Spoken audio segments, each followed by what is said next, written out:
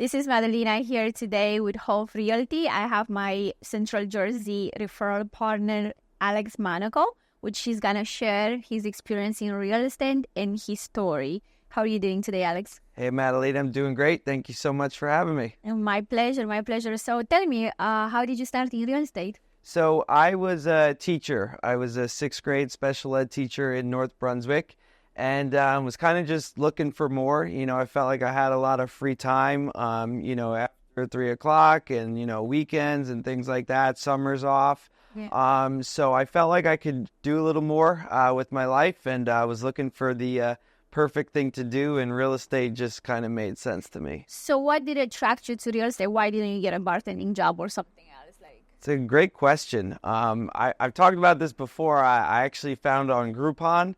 I found a Groupon, that like old app about getting your real estate license, and it seemed easy enough. I liked the idea that it's unlimited income, whereas like another job, it's like that's the job. That's what, you're capped. So I liked that, and the freedom of it. It's like, okay, you can do it when you want to. So. Or so I thought. That's pretty cool. That's what we all think. Exactly. So how long ago was that? So I got into real estate 10 years ago. Okay. And for a few years, I was doing both. So I was doing teaching, and then I was doing real estate. I guess moonlighting, they call it. It worked out well. I was able to do the two for a long time until finally it was too much to do. And then you just stop doing teaching and just chose real estate. It made more sense for you, I guess. Exactly. Yeah. It all worked out perfectly for me. I left just when I was vested in the pension with teaching, so I was able to get the retirement benefits, which I'll be able to tap into much later on. But they're there. And it was right before I had my baby, my first child. So it was like the perfect time for me. Yeah. That sounds like the perfect storm. Yeah, exactly. So tell me, right now I know you have a team, right? Yes. So how many teammates you have? I have 5 agents that are on my team, so there's 6 of us in total. Okay, so is it mostly buyer's agent, or you have listing specialists, or? I basically have it so that everyone's doing both. I've always thought about that, like, are they going to be just buyer agents or whatnot? But to me, it's just, I like to just have them do both, just like how I do. And what area specifically do you serve? So we serve Central New Jersey. I myself, I'm in Somerset County. I also do Middlesex and Hunterdon and, sometimes like Union and Mercer as well. But our team has a little wider range. I have my brother who's on my team, actually. Oh, nice. Yep, he goes, he's in Northwest Jersey, so he's like Sussex and Warren County. Cool. I have another guy, Joe, who goes a little further south, like Mercer and Burlington.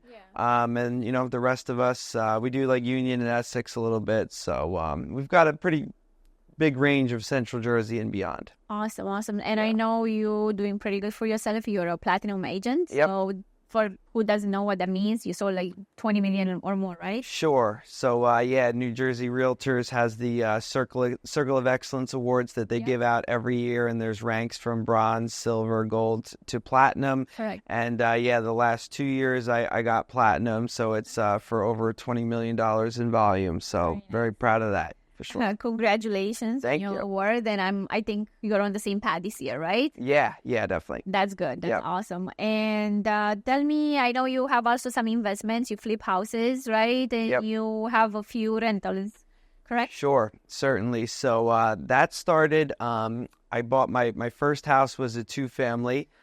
We bought it with an FHA. Renovation loan, 201k, house hacking, exactly. It was possible. Just like you read in the books, I really did it, and it was really cool. So we bought it. We fell in love with this house. Needed a good amount of work, so we used this loan that gave us the money to do the repairs because we didn't have the cash at the time to do it ourselves. And we rented out the top to my sister-in-law. Oh my God! I know. So that was really cool. Worked out so perfectly. We've been there ever since. But that was like my good first start, my introduction to investing and renovating properties. Yeah. And it was my house, and it was okay to screw up if I needed to. Exactly. Yeah, so it was a good learning experience.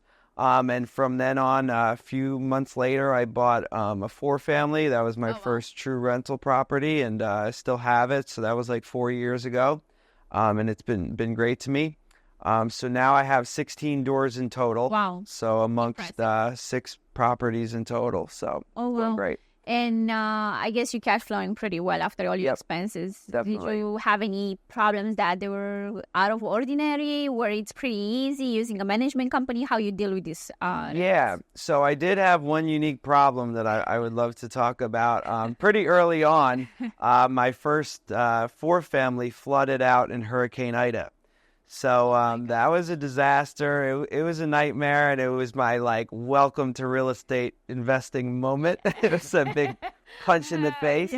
But I love looking back on it now, which is so cool because it was pretty deep. Like it was dark and it was a rough time for me. Oh my God. I lost the furnaces. I lost 2 of them. I lost 2 water heaters. I lost the electric panel.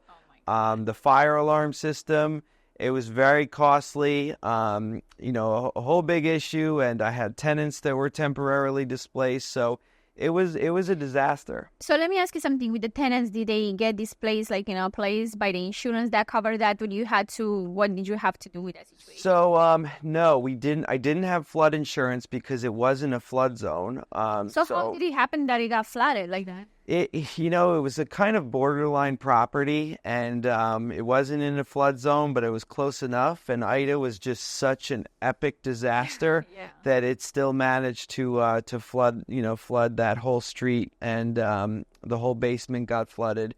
The apartments didn't flood, thank God, but they were without power. Yeah, so they had to they just had to stay with like family and stuff. But you're not responsible for the cost of them. No, I wasn't. I just had to. I had to repair all the appliances, replace them, and remediate. And I did get a loan from the SBA. Yeah. So that was helpful. It was a no interest loan, but. And I mean, listen, I hope that never happens to you again. Do you have flood insurance now? You don't? You did not I think I do now. It's weird because like if it's not in a flood zone, they like won't give you flood insurance. But I think I still can actually. Isn't it like I added something on. There was like sewer like backup insurance or something like that. I think I'm covered with that. But wow. You see, I didn't know that. I learned something new. I didn't know. Flood zone, you think get flooding. Yeah, typically that's how it goes. I think it depends on the area, but yeah, that was the reason. Like I couldn't get it if I wanted to. I know it was something about private insurance. That's what I was thinking. Yeah, but I don't know. But well, I hope that never happens to you again. Yeah, thank you. We're not gonna get a hurricane. I know, like that one. Oh my God. You have a beach house, so that one on a hurricane, that's gonna be fun. Yes. So tell me about that one. Still went and got a beach house. So I clearly that mishap didn't stop me, and I'm glad it didn't because I've grown my portfolio quite a bit and it's been really profitable. But yeah, I got a beach house in Ortley Beach. It's like right in between Seaside and La Valette. It's a 2-family. Yeah. We rent one of the units out annually. We just signed a 2-year lease. We have great tenants. Yep. Perfect. And then our unit, we rent out in the winter. We have like winter tenants. We did that. And then we rent it out weekly for some of the weeks in the summer. And then the rest of the summer, we use it as our beach house. So it's been really cool.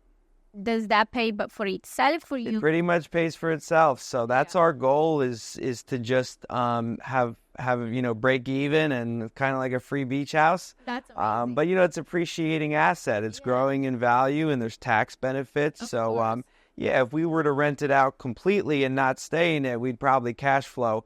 But we just we wanted our beach house and we wanted a place to hang for July and stuff. So it's been really fun. That's amazing. Yeah. That's great. That's very, very good. Congratulations. Yep. Thank you. And I also know about Alex that he's offering a service that I did not hear in many, many realtors. Yeah. And it's about the moving truck.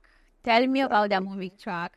Yeah, so this is a nice little perk that my clients get is they get to use a free moving truck every time they buy or sell with me. It's like a 14-foot box truck, and basically it's just an alternative to a U-Haul. Yeah. So, they get it for free, and they don't need to deal with the hassle of booking it. It's there for them when they close. And it's a nice, like, unique perk that, like you said, most agents are not doing that. No, not that I know of. I don't know anybody offering that. Exactly. You're the first agent that actually gave me this idea. I might do it myself. It's a very good idea, actually. Yeah, thank you. It was not my idea, so I can't take credit. My buddy Q, he's an agent in Memphis, Tennessee, actually. Oh, cool. I got the idea from him, and he gave me a connection. There's actually a company that like does this for realtors. They're called On the Move. And they hooked me up. It's a brand new truck. It's beautiful. It's got like hardwood floors. It's got a ramp, everything. So yeah, my clients have been like super happy about it. So And this company, you buy the truck from them, or you just I lease it from them. Yeah. Yeah. Okay. And I guess it comes with some type of insurance too. Yeah, they handle all the insurance, and that was a big thing for me because, I didn't, that's a whole nother realm. Yeah, that's what I was thinking. Yeah. That's what everyone asks first. They're like, how does that work with insurance? So they cover it all. Like they have a whole plan in place. So, oh my God, that's really awesome. So I guess your clients are very, very happy with your services. I guess, right? Definitely. That's pretty good. Yep. So, what do you like besides being a realtor and being a father? And I know you have a baby on the way. Besides the baby that got you the second one coming too. Exactly. Congratulations. Thank you. What else do you do with your time? Yeah, so I'm definitely busy with real estate and the baby and at home and all that. But aside from that, when I do have some downtime, I like to cook. Yeah. I cook, I'm into meat and potatoes kind of thing. So I like to make steaks and different types of chicken and stuff like that. I like to grill a lot. So I got a new Traeger grill. I've been busy, doing that. That's my summer thing. Pretty nice. Yeah, And, exactly.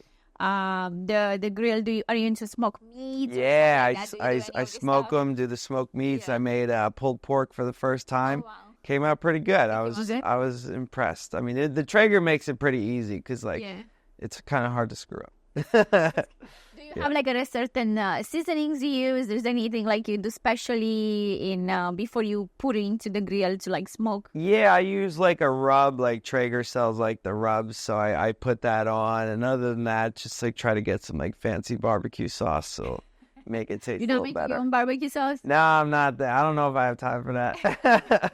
You are too busy with with the real estate and Exactly. investments. So, are you having any experiences in real estate, like an investment, a unique experience? Have you had any flips that you were like at the beginning, maybe I'm not sure of if should I buy it, and then you bought it, and you were like, wow, I made so much money.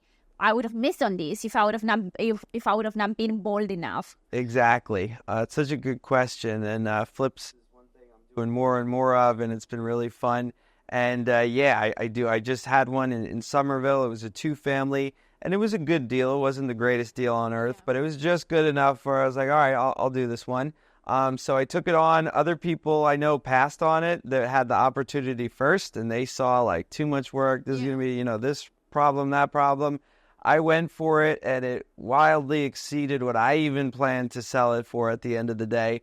It ended up with like 15 offers, and it sold for $108,000 over asking price. Oh my God. Yeah, So it was. You were probably mind blowing. I was happy, definitely. Yeah. So it was super successful, and this market, home prices are going up so quickly that like when you analyze the deal and you're like, all right, I could sell it from this.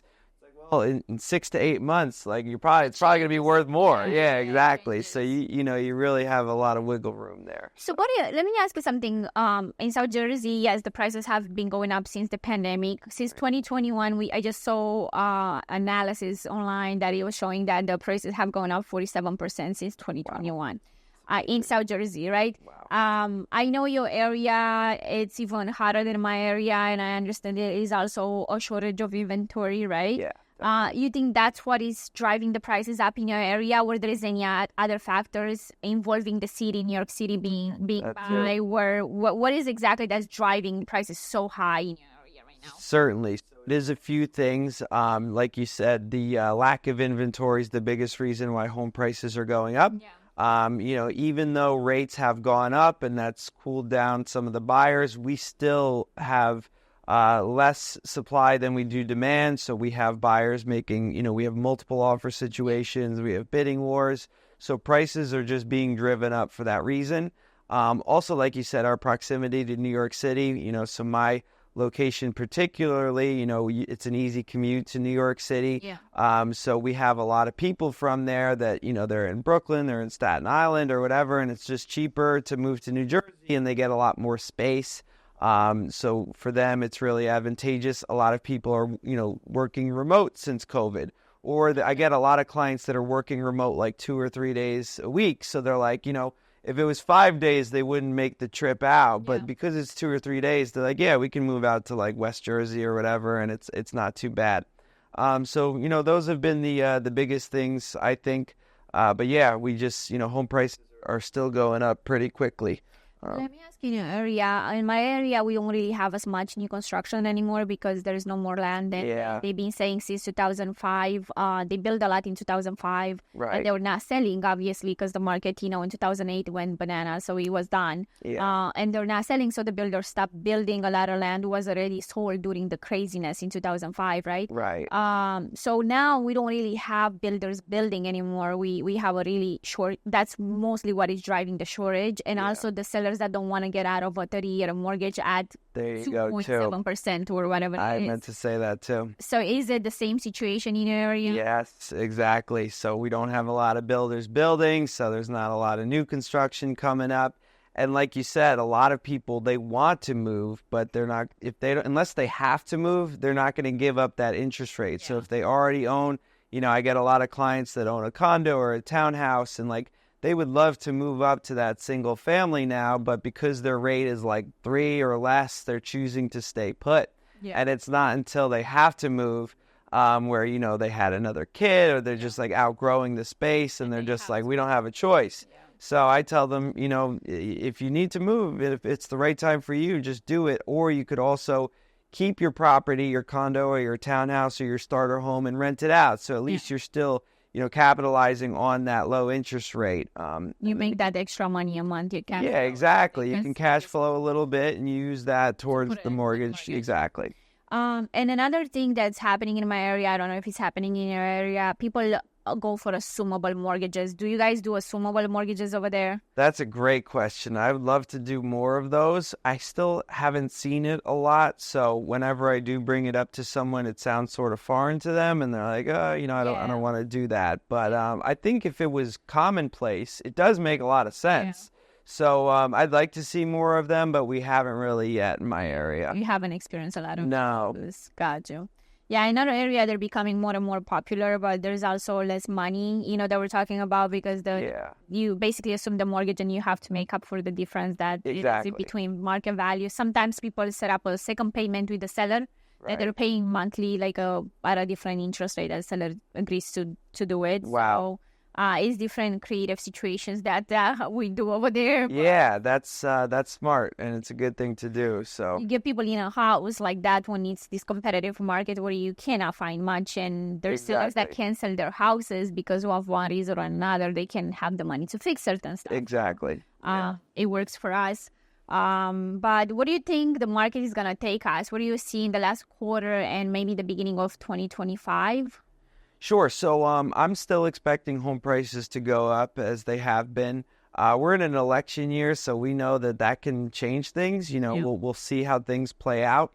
Also, we've had the interesting commission lawsuit, which all the realtors have been dealing with and sort of planning for. So we'll see if that has an impact on the industry, as a whole. I don't think it will, but it's always possible.